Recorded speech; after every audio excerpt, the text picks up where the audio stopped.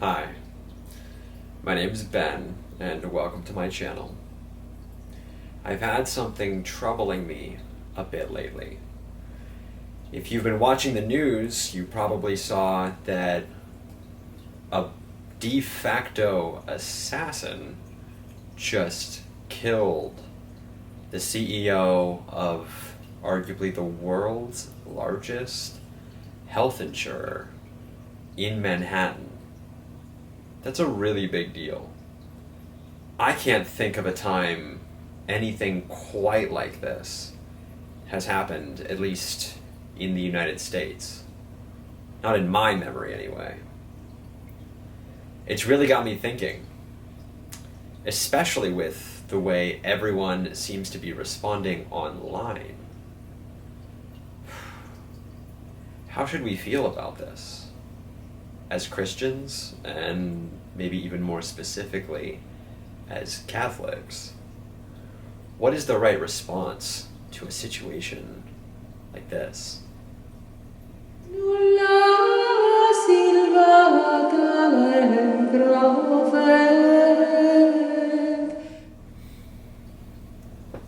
I'll admit, this is a tough one. The responses from people online have almost universally been to cheer on the assassin and to condemn the CEO, the person who, in this particular situation, is arguably the victim. I think this comes from an instinct where we all understand that person, the CEO, was not generally the victim in most of the situations in their life. In fact, they were wildly successful, personally and directly, in a society that raises up people, a few people even, as sort of oligarchs with great power to control the lives and livelihoods, in some cases even like the lives as in like the life and death of other people. It's really hard to look at that man and think of him as a victim. Even very much trying to think of him as a victim is incredibly difficult. And yet I think, like all of us, there are ways in which he was. See, that's kind of the lie of a society like ours, is that something about him was different or special. That he wasn't someone to be empathized with because he was powerful.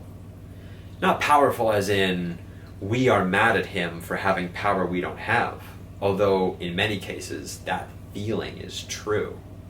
But powerful as in that he was justified in being in that position. I don't think that's usually true. And I don't think anyone who really thinks about it for very long should either. The people in positions of power in our society often get there through some combination of being relatively capable themselves and usually a lot of privilege and luck. It's not that they're bad people in any way.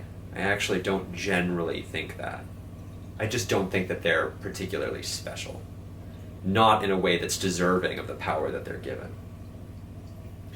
With that in mind, how should we look at this situation as Catholics? Well, I went straight to the source. I went to my bookshelf and I pulled up one of my many copies of the Catechism and started reading what exactly is the Church's interpretation when it comes to intentional killing or homicide. The fifth commandment is the section that I come to first. That would be Article 5, or I think it's item number 2258. It's very straightforward. If we're talking about assassinating people, this is something you're not supposed to do. From a religious, moral standpoint, killing is always inherently wrong. And I believe it says that directly somewhere in here. There is, however, a section here on legitimate defense. And I think this is where things start to get a little bit more interesting. When we're analyzing this specific situation, we do have to note that it seems, although I guess this hasn't been proven, that this wasn't a killing over a petty grievance or a back alley mugging. It's heavily implied by the currently available evidence that the assassin did what they did through some direct grievance, likely a grievance involving life or death, with the insurance company. The Catechism reads that the legitimate defense of persons and societies is not an exception to the prohibition against the murder of the innocent that constitutes intentional killing. The act of self-defense, it says, can have a double effect: the preservation of one's own life and the killing of the aggressor. The one is intended, the other is not. I think this is an important point. And it goes on, talking about the love of one's life, and that it's reasonable, essentially, to put your defense above the love of the aggressor's life. And if I'm not mistaken, it also kind of points out the duty of society at large to care for the defense of those that can't defend themselves.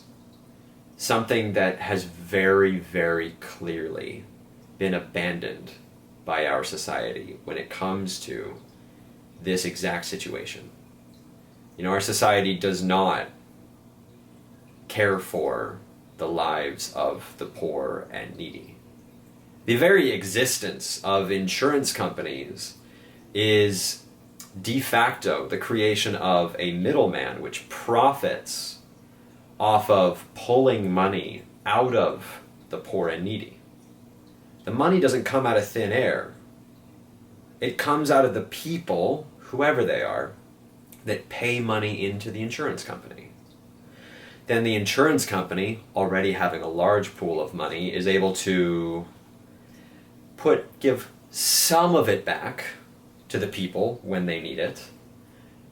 But the less money that goes out of the company and the more money that comes in, the profits go up.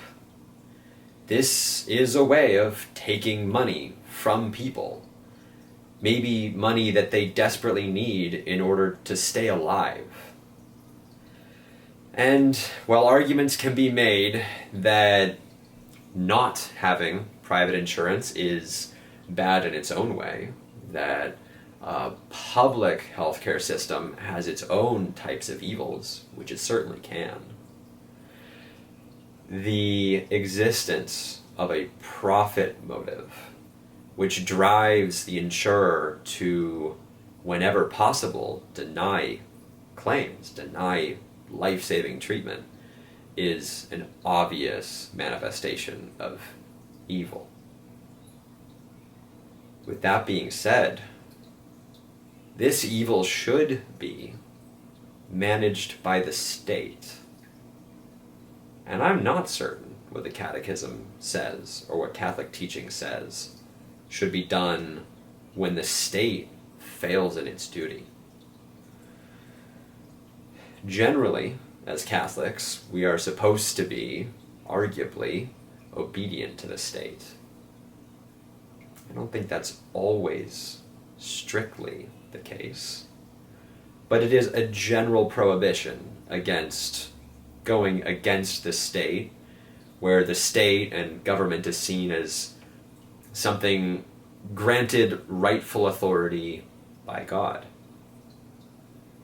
How do we live in a society that is turned so starkly away from God and towards evil?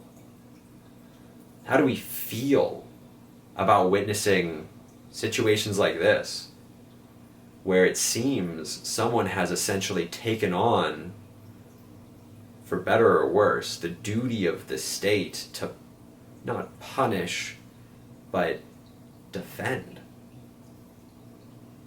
There's a lot more, I'm sure, that can be said here, and a lot that I'm sure I'm missing. I guess what I'm really trying to say is I don't think in any way we should be joyful about the death of any person.